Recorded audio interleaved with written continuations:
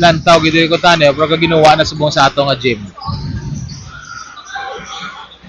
Kita ta daw medyo maburbudlay na ning lagson para sa mga taga Santo Niño Acers. 8 minutes and 54 seconds remaining.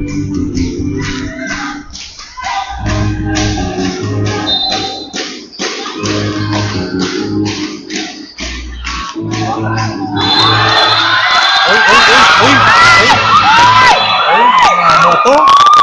Oh, dali lang. Lang! Hey! Oy! Ingay! Ilang ako eh! Relax na mo! Relax!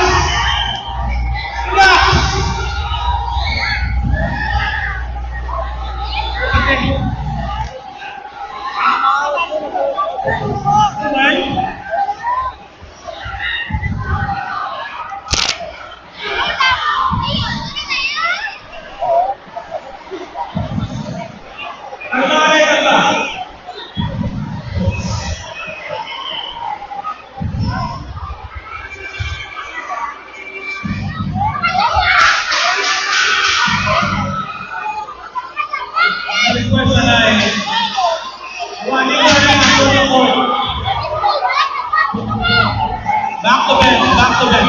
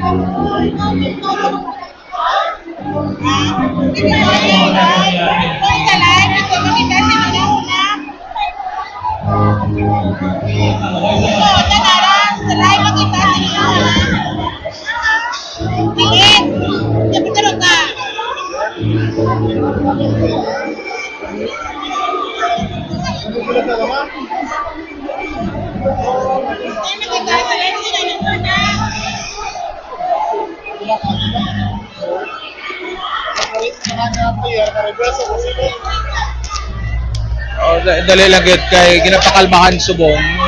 Medyo kuan gyud eh.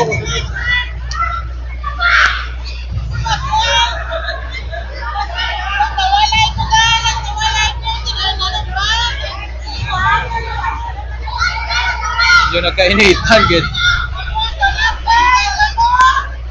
So ginapasipay subong ginapatungan SB member Panoy Kabanalan si SB member Kristen Nicole Manglalian. So ginaistoryahan subong ginapatungan anay.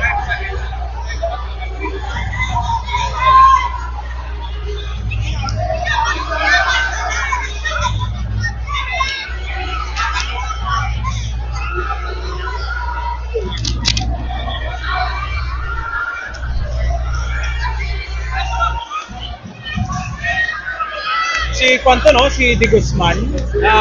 Di Guzman, sino tong kita kaman? Si Suero, si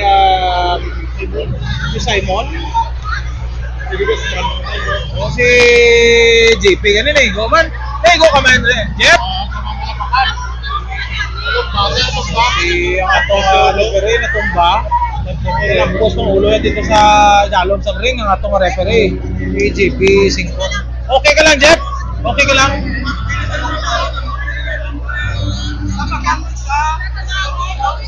Ara gid ang referees dalom. Yung natapakan gid.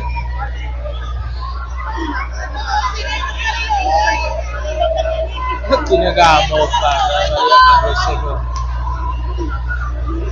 Ano iba nagaginawa na gani eh. Hindi na bato naman na lang nila kasi daw hindi na makatrabaho. Oo, ang lain to kay may mga audience kita. Kaya nagpatunga man nag-ano man lang. Ay dito kung mapasikaya tuyo or pasipon na ito.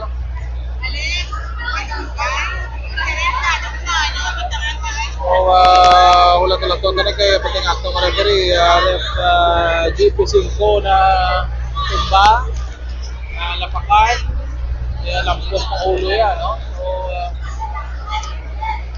taon ko na ng mga decision. Abi ko gani, makapuli lang kita. Abi ko gani, siguro manyapo na kita. Mariyak nag-isip ko. So, ano na nagabot ng atong PNP, atong personnel, ang atong chief of police, no? Police Captain Brian Alero. Hanggang atong PNP personnel rin na nagabot na ang atong hepe, no? Ay latawon din kung ano mangin desisyon sino. Ang iba yung mga tao ng pululi na bumalik kulpe, di nag ginomon. Ako pa nila tabo. So subong gina istorya, no si isa sa pulis na ang atong referee. Ay nataon ako na ng mga desisyon.